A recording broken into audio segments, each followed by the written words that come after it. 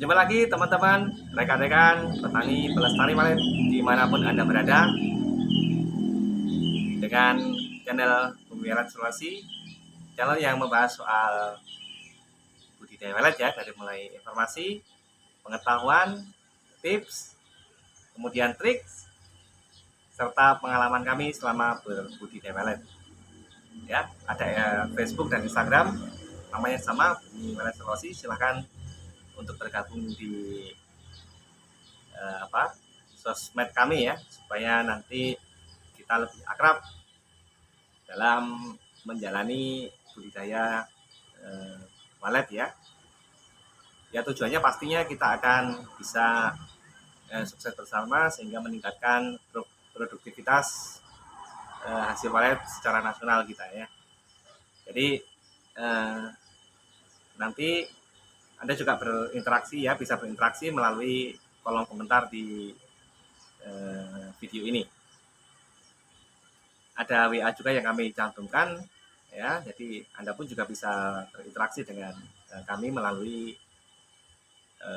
akun personal ya, maksudnya kan akun ke ini ya, ke WhatsApp. Sudah kami share nanti di deskripsi. Nah, pada kesempatan kali ini teman-teman, kita akan membahas soal perkembangan gedung walet ya. Kalau sebelumnya sudah kita sampaikan kira-kira kapan kita akan merasakan hasil dari budidaya walet ini. Lalu pastinya sebelumnya kita akan membahas ya, tentunya pasti kita akan membahas tentang keterisian gedung walet kita. Nah, ini juga sering didiskusikan oleh petani walet di masa perkembangannya ya, di masa perkembangan gedungnya. Misalnya pertanyaan tentang ya, ataupun masalah tentang titik inap yang belum merata ya dalam perkembangannya, yang belum merata sampai sekian lama gitu ya. Nah, karena kadang-kadang ya kita berpikir aja atau misalnya terganggu dengan kondisi ini, di mana gedung walet yang sekian luas yang kita bangun, kemudian terdiri dari beberapa lantai ya, satu lantai, dua lantai, sampai 4 lantai misalnya gitu. Sudah besar gedung kita bangun atau luas, tinggi. Namun harapan yang tadinya kita akan bisa meraup keterisian ya gedung walet kita secara maksimal, tetapi sekian waktu ternyata belum terpenuhi.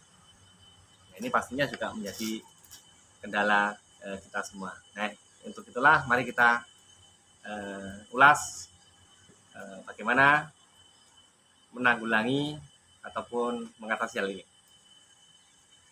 Nah, pertama, kalau gedung kita sudah terisi ya, gedung kita sudah terisi dalam waktu sekian bulan ya, dalam jangka waktu tertentu, misalnya minimal 3 bulan atau 1 tahun 6 bulan misalnya, 1,5 tahun begitu, kita akan cek. Kalau misalnya masih dalam posisi pengisian ya, dari on perdana sampai dalam kurun waktu itu minimal 3 bulan sampai 1,5 tahun ya. Ini perlu digarisbawahi, sampai 1,5 tahun kita akan evaluasi. Itu kalau misalnya masih terdapat salah satu ruangan atau salah satu lantai ya, atau sebagian lantai yang sudah terisi secara maksimal ataupun secara lebih banyak, itu saya kira masih dalam taraf yang wajar ya, masih dalam taraf yang wajar. Biarkan walet mengisi sesuai apa yang disenanginya ya. Kemudian kita akan perhatikan nanti setelah 1,5 tahun bagaimana tingkat keterisiannya, apakah ada yang kosong sama sekali ataupun hanya salah satu ruangan atau salah satu lancinya hanya tipis ya. Mungkin boleh diindikasikan ada nggak 10 ekor ya yang paling tipisnya di salah satu ruangan atau lantai tadi, ada nggak 10 ekor untuk gedung luasan tertentu misalnya ya. Anda bisa mengambil misalnya seperti yang sering kami sampaikan di RW kami, di setiap lantainya ada nggak 10 ekor untuk ukuran 4x8 misalnya ya, untuk ukuran 4x8. Kalau misalnya dalam waktu 1,5 tahun ataupun maksimal 1,5 tahun kurang dari 10, maka memang ini harus kita evaluasi ya. Memang ini harus kita evaluasi. Kalau sudah melebihi dari 10 bahkan ke angka puluhan ya, itu saya kira kita tinggal sabar saja menunggu. Sambil santai teman-teman. Nah,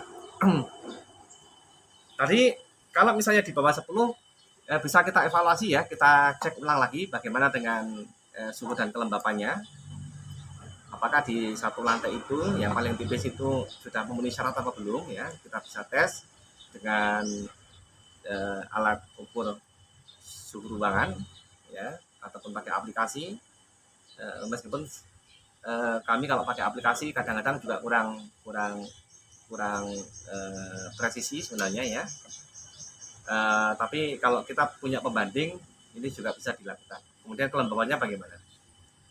Nah, biasanya memang ini sering terjadi karena gedung walet entah sekian luasnya ataupun sekian tingginya dengan material ya, dengan material yang apalagi yang berbeda ya, material apalagi yang berbeda ini juga bisa mempengaruhi. Nah, ini nanti kita bisa sesuaikan apakah suhunya terlalu tinggi atau apakah suhunya atau kelembabannya masih belum standar. Ini nanti kita bisa evaluasi. Kalau misalnya kurang lembab ya, kurang lembab bisa kita treatment dengan penambahan air maupun pengendalian ventilasi ya, dengan melakukan treatment ventilasi. Nah, kemudian yang lain misalnya pencahayaan ya, cek dulu pencahayaannya. Apakah di ruangan yang paling tipis ini sudah walet terkendala tidak dengan cahaya? Misalnya apakah terlalu terang ataupun terlalu gelap?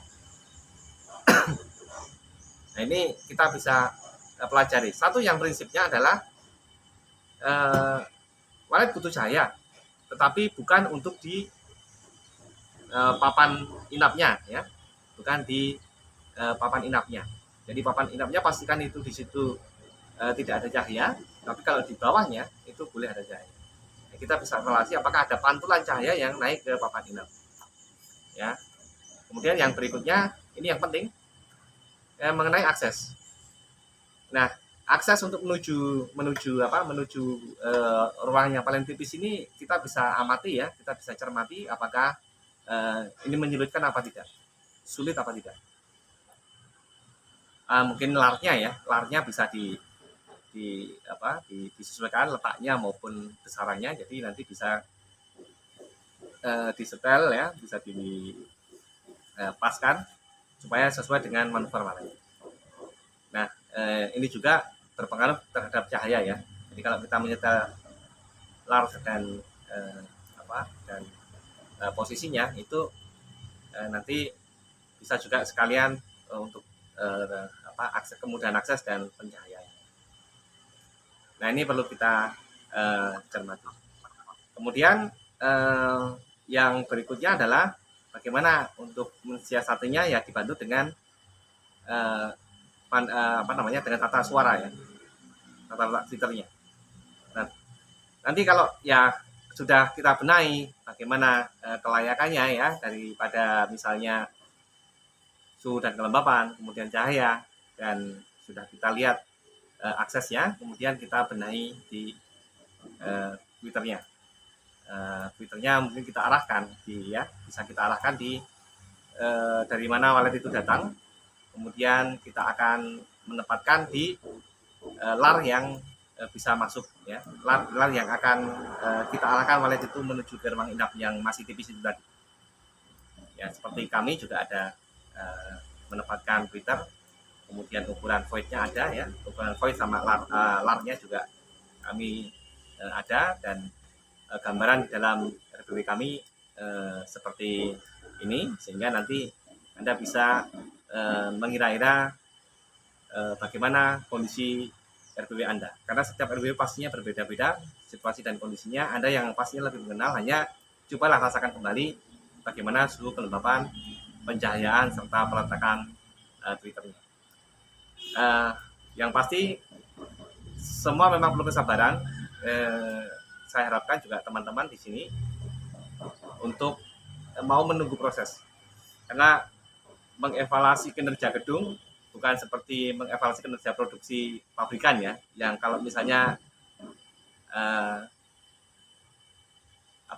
kapasitasnya belum terpenuhi bisa kita genjot dengan marketing, bisa kita genjot dengan menambah karyawan ataupun seperti apa ya. Kalau ini tidak, jadi memang perlu waktu untuk mengamatinya, karena ini alam.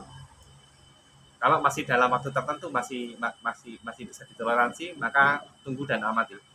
Karena itu syaratnya menjadi petani walet yang akhirnya kita akan menjadi petani walet yang berhasil mengelola gedung walet kita. Nah, seperti itu teman-teman, mudah-mudahan bermanfaat inspirasi kali ini. Salam dari kami tim Bumi Walet Sulawesi, sukses untuk kita semua, lestari alamku, lestari walet.